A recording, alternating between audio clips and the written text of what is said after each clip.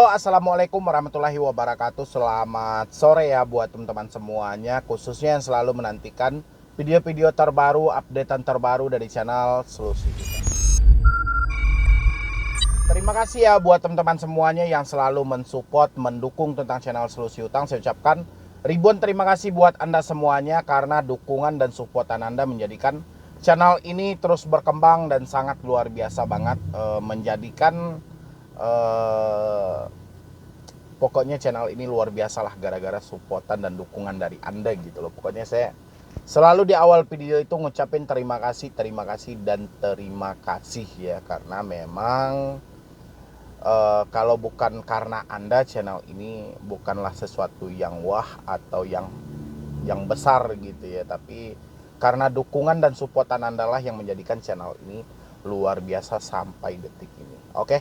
Dan hari ini yang mau kita bahas adalah gagal bayar pinjol itu bukan masalah yang sebenarnya, tapi ada yang lebih parah dari itu gitu loh. Dan saya mau bahas itu, dan mudah-mudahan ini bisa meringankan sedikit beban Anda, tekanan dari diri Anda yang selama ini ya mungkin menghantui, menekan, mengganggu dan berbagai macam persi lainnya.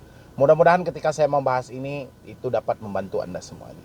Tapi sebelumnya saya ingatkan buat teman-teman semuanya yang ingin bergabung dalam grup WhatsApp, Anda boleh klik tombol bergabung yang ada di bawah nama channel ini atau di dalam video ini. Ya, atau Anda yang ikut dalam live chat nanti ada di pojok kanan bawah ikon dolar, Anda tinggal klik dan Anda ikuti, nanti Anda akan diberikan akses untuk tergabung ke dalam grup WhatsApp. Pasti dari awal saya sudah menjelaskan. Kenali kenapa Anda bisa telat bayar. Kenali kenapa Anda bisa tidak mampu bayar. Ya, kalau Anda sudah mengenali hal-hal itu, masalahnya sudah nggak ada. Tinggal permasalahannya kayak mana Anda bisa mengatasi hal yang sudah Anda ketahui tadi. Contoh, Anda saat ini gagal bayar mungkin akibat apa? WFH, di PHK, akibat COVID, dirumahkan. Berarti hal yang ini harus Anda lengkapi kembali. Dari Anda di WFH, kayak mana Anda bisa bekerja, mencari pekerjaan, mungkin dimulai dari rumah, mungkin ada aktivitas, yang penting nggak usah gengsi, yang penting kita mendapatkan uang, ada uang pemasukan setiap hari ya. Habis itu mungkin di PHK juga Anda bisa lagi mencari pekerjaan, masih banyak loh lowongan kerja yang lainnya, atau Anda menggunakan skill-skill Anda yang ada. Mungkin skill Anda ada yang bermacam-macam ya, yang hobi bisa dijadikan uang. Habis itu memang fakta dari sebuah keadaan yang tiga ini ya. Kalau Anda sudah tahu dengan hal itu, mungkin PR-nya cuman kayak mana yang nggak ada ini menjadi ada. Ya, cuman di sebagian besar banyak orang-orang saya perhatikan yang memikirkan sesuatu itu yang bukan ranah mereka. Ya, contoh, kapan debt collector datang ke rumah? Ini ranah Anda atau bukan? Benar ini adalah sebuah persiapan Anda, mungkin dalam diri Anda tiba-tiba nanti DC datang, Anda nggak ada uang, ya. Dia mengambil barang-barang yang ada atau memproses Anda ke jalur ini, mungkin itu asumsi Anda ya saat ini ya. Cuman itu bukan permasalahan Anda. Ya, itu hubungan antara si pihak pinjol dengan si debt collector. Ya, tugas Anda cuma satu kok. Uang yang tidak ada ini menjadi ada. Ya, itu yang paling pertama, itu adalah masalah yang cukup besar dari teman-teman. Habis itu sampai berapa lama debt collector akan menghubungi? Ya. Ini juga permasalahan besar dalam pikiran gitu loh. Padahal kalau kita kaji, permasalahan dengan pinjol ini apa sebenarnya? Cuman karena kita nggak mampu bayar, itu aja permasalahannya. Dan OJK telah menyampaikan, setiap kali orang yang tidak mampu bayar, tidak mentaati perjanjian mereka, maka data akan diserahkan kepada otoritas jasa keuangan ya setelah 90 hari. Ya. Untuk apa itu gunanya? Untuk di blacklist. Tapi tak banyak orang-orang selalu mempertanyakan kapan DC datang ke rumah, kapan berhenti untuk meneror. Padahal permasalahan dia bukan itu, semua sudah diatur kok. Ya. Cuman terkadang si debt collector bisa memainkan peran ini sehingga membuat orang-orang kecemasan, ketakutan, kesetresan. Inilah pintarnya debt collector. Ya. Persiapkan dana Anda. Kami akan jemput secara langsung. Tapi kalau Anda bayarkan sebelum jam sekian, kami akan hilangkan dendanya. Hebat nggak debt collector? Siapa yang nggak stres? Ini si debt collector mau jemput. Ya. Dilihat dari foto WA-nya sangar banget, tato, hitam, pokoknya, waduh, pokoknya kayaknya orangnya nggak bisa diajak kompromi sama sekali gitu kalau kita lihat dari foto WA-nya. Tapi ada yang hadir, ada yang sudah didatangi, ya ada yang sudah didatangi. Orangnya kecil bang, sopan santun banget, baik banget. Ya jelas gitu loh, ya. Debt collector itu diambil dari orang-orang yang baru tamatan SMA, ya, yang masih bocah-bocah. Kalau ada pun mungkin dari yang kuliah-kuliah, mungkin kerja paruh waktu, ya. Ya memang dari situ. Kalau orang yang sudah dewasa nggak mungkin dia melontarkan kata-kata yang seakan itu nggak terlalu penting banget lah kalau menurut saya gitu. Kata-kata yang dikeluarkan itu malah kemencaci maki, dan dari situ kita bisa melihat bahwa si debt collector ini masih kecil. Ya, itu untuk yang kedua. Yang ketiga, tentang proses ke jalur hukum dengan pasal penggelapan, melarikan uang perusahaan, berbagai macam persi lagi, ya. Itu semuanya, kalau teman-teman sadari, saya mungkin bukan sekali dua kali lagi membahas dalam video. Itu hanyalah bagian dari penagihan, ya. Bagaimana lagi cara mereka untuk menekan Anda supaya Anda bisa bayar? Makanya diambilkanlah dengan hal-hal yang seperti itu. Kalau Anda tidak bayar juga, Anda akan kami laporkan kepada pihak yang berwajib atas dasar penggelapan. Ya.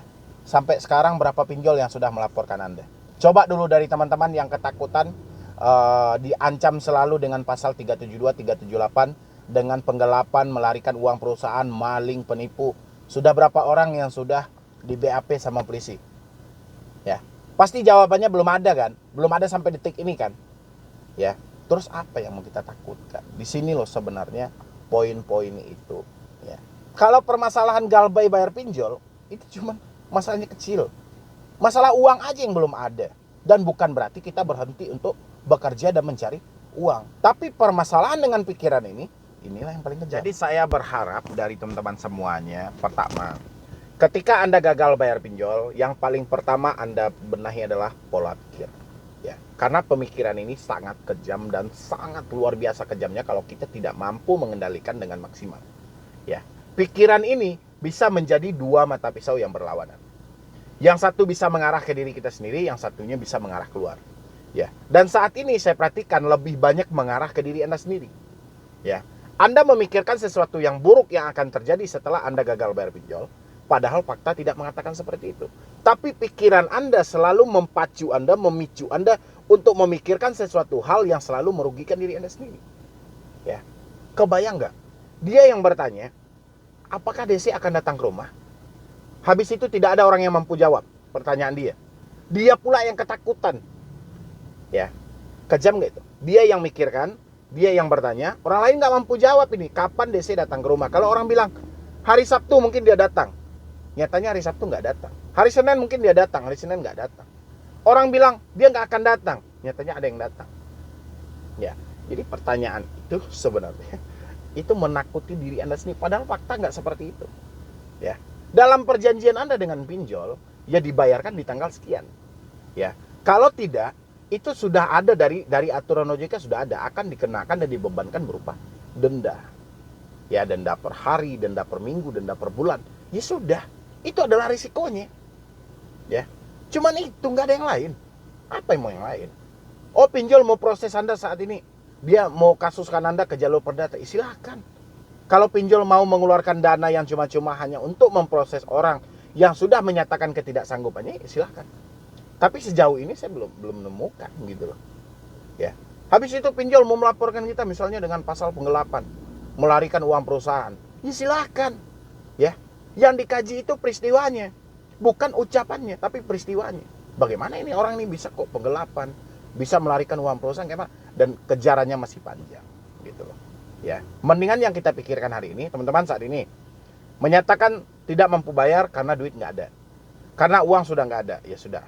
Berarti PR kita hari ini, kayak mana uang yang tidak ada ini menjadi ada.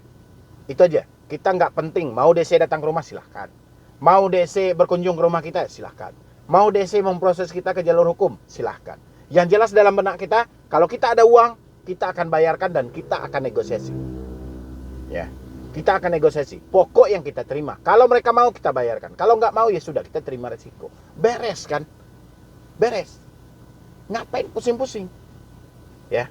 Tapi Andanya yang selalu mengarahkan pikiran Anda untuk sesuatu yang jelas-jelas sesuatu itu tidak ada hubungannya dengan masalah Anda hari ini. Tapi Anda terus saja memacu pikiran Anda untuk memaksa memikirkan sesuatu yang belum terjadi. Ya, kejam kayak itu gitu loh. Ya. Saya berani ngomong kayak gitu bukan berarti saya nggak minjem-minjem. Saya juga melalui hal seperti Anda. Dan penuh drama, penuh skenario dalam pikiran saya. Bagaimana nanti suatu saat utang saya jadi segini, tiba-tiba polisi menjemput saya dimasukkan ke dalam penjara, keluarga tidak ada yang tahu ini, bagaimana? Memang hasil pikiran seperti itu. Orang yang takut akan memunculkan suatu ide-ide yang menakuti diri dia sendiri. Itu namanya panik. Ya. Makanya tak jarang saya nyuruh Anda refreshing lah dulu. Refreshing itu nggak butuh biaya yang besar kok. Cuman Anda mungkin kalau ada motor jalan-jalan gitu loh. Cari angin segar, duduk, atau menyibukkan diri dengan teman-teman, berkomunikasi, atau melakukan hal-hal yang positif yang bisa mengasah kemampuan Anda. Kan banyak hal. Jangan kita terus-terusan memaksa pikiran kita, memacu pikiran kita di saat kita sudah menyatakan tidak mampu. Ya, inilah yang banyak terjadi. Makanya saya bilangin, permasalahan dengan pinjol itu masalah gampang. Tapi dengan diri sendiri, dengan pikiran sendiri, dengan hati sendiri, inilah permasalahan yang cukup rumit. Ya. Makanya solusi hutang itu hadir kepada Anda lebih ke edukasi Anda. Kayak mana saya memberikan dorongan mental, semangat buat Anda bahwasanya yang Anda pikirkan itu tidak itu yang terjadi. Ya, itulah sebenarnya. Bukan saya memberikan solusi hutang. Solusi hutang ya tetap bayar. Ya. Cuman untuk membayar ini dibutuhkan ketenangan pikiran. Sementara subscriber saya, orang-orang yang masuk ke channel saya, orang-orang yang panik.